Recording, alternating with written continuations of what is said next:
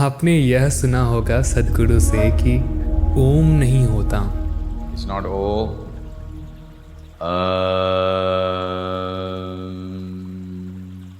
यह होता है, लेकिन सच्चाई यही है कि सही प्रोनाउंसिएशन ओम ही होता है। लेकिन सदगुरु भी एक तरह से सही हैं, जो हम लास्ट में समझेंगे। तो अपना अटेंशन स्पैन बढ़ा के पूरा अच्छे से समझो। ओम को आम प्रोनाउंस करने के पीछे यह रीज़न दिया जाता है कि अ, उ और म जागृत, सुषुप्ति और स्वप्न अवस्था का प्रतीक है, या ब्रह्मा, विष्णु और महेश। यह सच है, लेकिन इसका यह अर्थ नहीं है कि इसका उच्चारण बदल जाएगा। आपको ध्वनि विज्ञान को समझना होगा। उससे पहले तो आप यह समझ लो कि मंत्र अर्थहीन होता है। मंत्र का कोई अर्थ नहीं होता। मंत्र एक वाइब्रेशन का पैटर्न है जो हमारे मन को ईश्वर से एक करता है। मगर शास्त्रों में मंत्र से एक अर्थ को जोड़ दिया गया है हमारे लिए, क्योंकि हम उन चीज़ों पर विश्वास नहीं कर पाते हैं जो हमारे तर्क को संतुष्ट नहीं करें। हमें एक अर्थ चाहिए, नहीं तो शंकाओं पर नियंत्रण पाना मुश्किल हो जाता है। इसीलिए मंत्र में एक अर्थ जोड़ दिया जाता है, लेकिन उसके जोड़े हुए अर्थ से उसके उच्चारण में परिवर्तन नहीं आता है।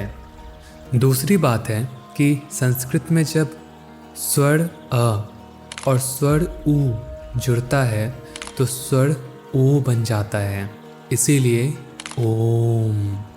मैं यहाँ पे संस्कृत व्याकरण के संधि के नियमों के द्वारा भी आपको यह समझा सकता हूँ, लेकिन वह आपके ऊपर से चला जाएगा, इसीलिए सरल भाषा में समझा रहा हूँ। शास्त्रों में भी इसे ओंकार लिखा गया है, ओंकार नहीं। शिव को ओंकारेश्वर कहा जाता है, ओंकारेश्वर नहीं। अथर्ववेद का नारायण उपनिषद कहता है, प्रत्यगानंदम ब्रह्म पुरुषम प्रणव स्वरूपम अकार ओकार मकारिति तानेकधा संभरत देतद ओमिति यह मुक्तवा मुच्यते योगी जन्म संसार बंधनात्। वह ब्रह्म पुरुष जो आनंद के रूप में प्रत्यक्ष है, उसका स्वरूप प्रणव है, जो अकार, ऊकार और मकार से बना है। जब उन्हें एक साथ जोड़ा जाता है तो वे इस ओम का निर्माण करते हैं। तानेकधा संभरत देतद ओमिति, यहाँ स्पष्ट रूप से ओम लिखा गया है। और श्लोक आगे कहता है कि इस ओम का उच्चारण करके योगी संसार के बंधन से मुक्त हो जाता है। और संक्षिप्त में समझते हैं। अब जैसे उदाहरण श अक्षर, अगर आपको क्लास 2 का हिंदी बुक याद है तो संधि विच्छेद चैप्टर में आपने पढ़ा होगा कि क और श क्ष बनाते हैं, तो हम इन दोनों के संयोजन को क्ष पढ़ते हैं, ना कि कशा। वैसे ही अ और उ स्वर के संधि को ओ पढ़ते हैं। बीज मंत्र का ही उदाहरण लेते हैं। भगवान कृष्ण का बीज मंत्र है क्लीम या क्लिंग। मंत्र शास्त्र में इसका अर्थ बताया गया है, क से काम, ल से ऐश्वर्य, ई से तुष्टि या भोग, संतुष्टि, और अनुस्वार अर्थात दुख को हरने वाला। इन सब को मिला के क्लिंग बनता है, जो हमारे कामनाओं की पूर्ति करता है, ऐश्वर्य और तुष्टि देता है और हमारे दुखों को हरता है। तो हम इसे काली नहीं पढ़ते हैं, हम क्लिंग पढ़ते हैं। वैसे ही ओम है। अब सदगुरु प्राउडली एक्सेप्ट करते हैं कि उन्होंने शास्त्र कभी पढ़े ही नहीं, तो क्या ही कह सकते हैं। ऐसे ब्लंडर्स तो सुनने को मिलेंगे ही।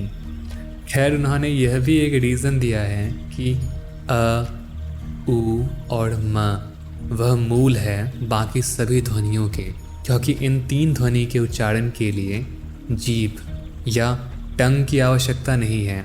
Now these 3 sounds, a, u and ma, are referred to as the basic sounds or the universal sounds. because these three sounds do not need the use of your tongue. इससे बेतुकी बात मैंने इस पूरे महीने नहीं सुनी है। सारे स्वरों का उच्चारण अ, आ, ई, ऊ इत्यादि बिना जीव के किया जा सकता है और कई व्यंजनों का भी। तो इसका खंडन करने पे भी समय ज़ाया नहीं करना चाहिए, ये स्वयं खंडित है। मैंने सेशन की शुरुआत में कहा था कि सद्गुरु भी एक तरह से सही हैं, तो कहाँ सही हैं? देखो, मैंने अभी तक जो भी बताया वो शास्त्र संगत तो है ही, लेकिन उससे अधिक महत्वपूर्ण कि वह मेरा अनुभव है जो शिव अनुग्रह से प्राप्त हुआ है। मैंने अपनी साधनाओं के दौरान ओम और ओम इन दोनों का जाप किया है। अगर आप ओम उच्चारण करते हैं तो वो भी बेनिफिशियल है, इस कारण कि वह लगभग शिव का बीज मंत्र है। ओम यह भगवान शिव का बीज मंत्र है और ओम जितना ही पावरफुल है। जब हम मुंह से सांस छोड़ते हैं तो ऑटोमेटिकली ह की ध्वनि निकलती है। आप करके देख लें। और जाप के समय मुंह से ही सांस निकलती है तो हमारा ओंग बोलना थोड़ा बहुत होंग का इफ़ेक्ट देता है। लेकिन जब आप जाप कर ही रहे हैं तो ढंग से करें, नियमों का पालन करें। या तो ओम का जाप करें या तो भगवान शिव के बीज मंत्र होंग का, यह ओम अमरूद ना करें। आज के लिए इतना ही। ओम नमः शिवाय।